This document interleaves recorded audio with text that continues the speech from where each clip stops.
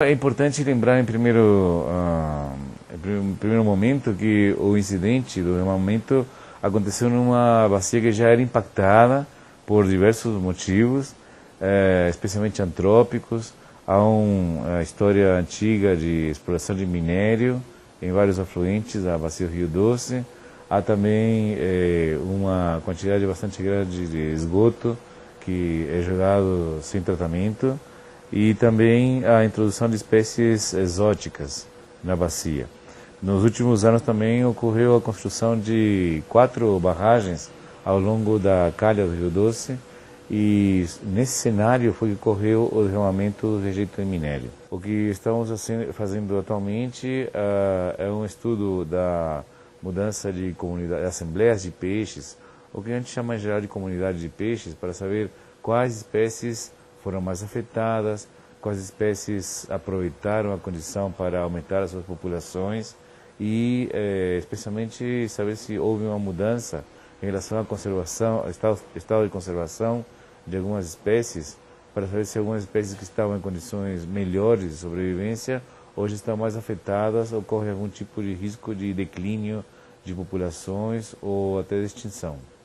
Existe uma disposição, por um certo tempo, do IEF, proibindo qualquer tipo de pesca, por uma questão mais de norma de precaução.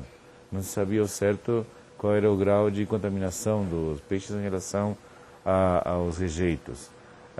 Posteriormente, a portaria do IEF foi modificada, permitindo a pesca de espécies exóticas durante o ano todo, inclusive sem contemplar o período de Piracema. E atualmente o que realmente está vigente é essa condição que é possível pescar espécies exóticas.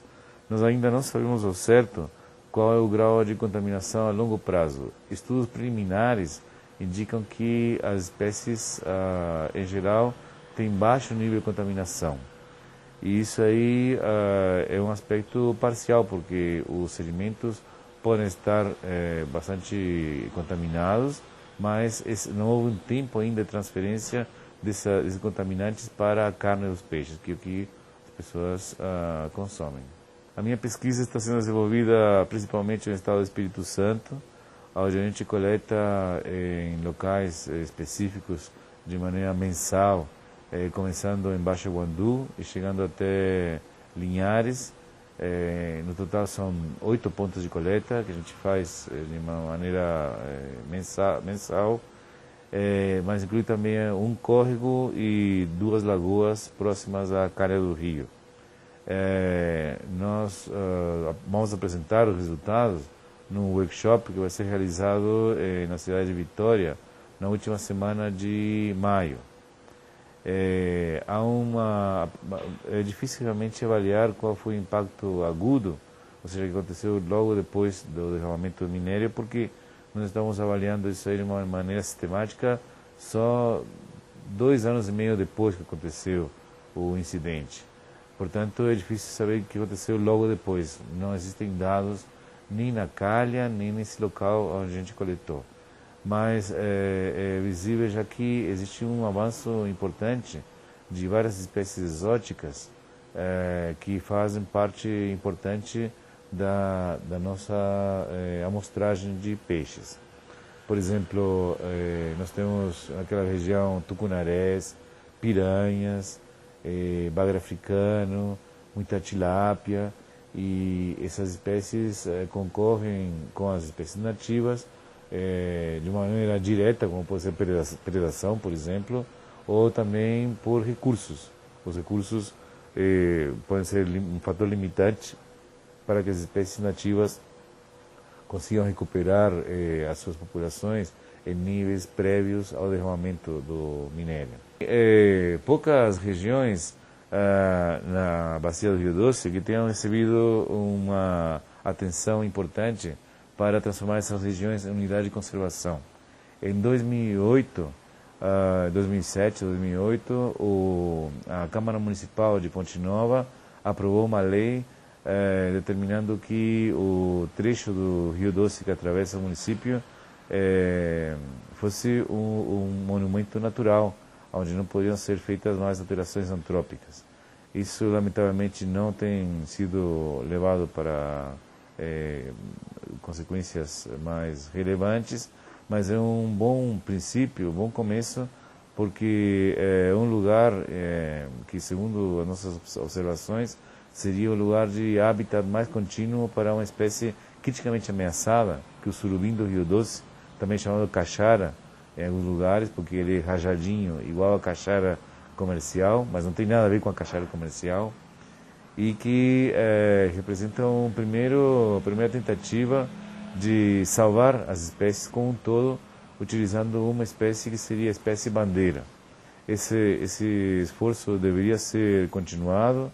Há grupos ambientalistas, inclusive de faculdades em Ponte Nova, que visam ainda continuar com o projeto, e nós esperamos que no desdobramento de vários programas que possam ocorrer no futuro, exista a possibilidade de o município de Ponte Nova ser agraciado com recursos para a manutenção dessa ideia.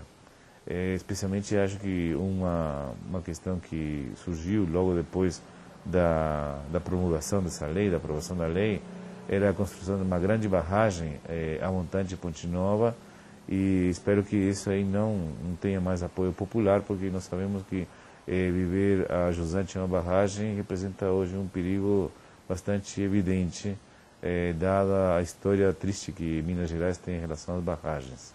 O meu trabalho visa muito a questão da proteção das espécies nativas, porque em escala global a extinção das espécies nativas acontece por dois motivos.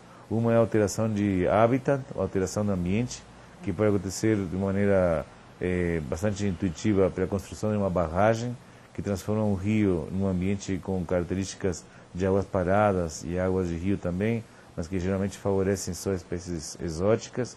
E a outra é a presença das próprias espécies exóticas que agem com estressor ambiental para eliminar as espécies nativas. Esse tipo de situação deveria ser evitada ou minimizada na bacia, e espero que um dia a calha do Rio Doce corra livremente como corria antigamente. Os resíduos são pesados, e como nossa região está caracterizada por um período de seca e um período de chuvas, acontece que na época seca a água volta a ser limpa, razoavelmente limpa. O pessoal do IGAN fala que nunca esteve tão limpa, né? Mas todo o sedimento ele é misturado novamente na época de chuvas. Então, por um longo período de tempo, teremos ainda essa dicotomia de qualidade de água e provavelmente também uma disponibilidade sazonal dos minerais, dos metais que estão dentro dos sedimentos. É difícil realmente estimar quando vai acontecer isso. E associado com essa condição de sazonal, também tem a questão dos efeitos locais das barragens.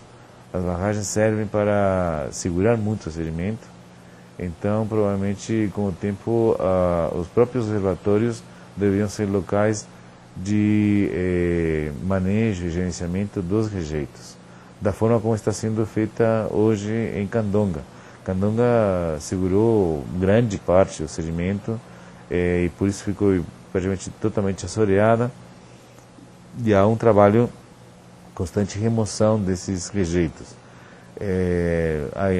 O ideal, eu imagino, seria que as outras barragens também fossem no futuro sujeitas a essa retirada dos sedimentos para acelerar o processo de reabilitação do ecossistema.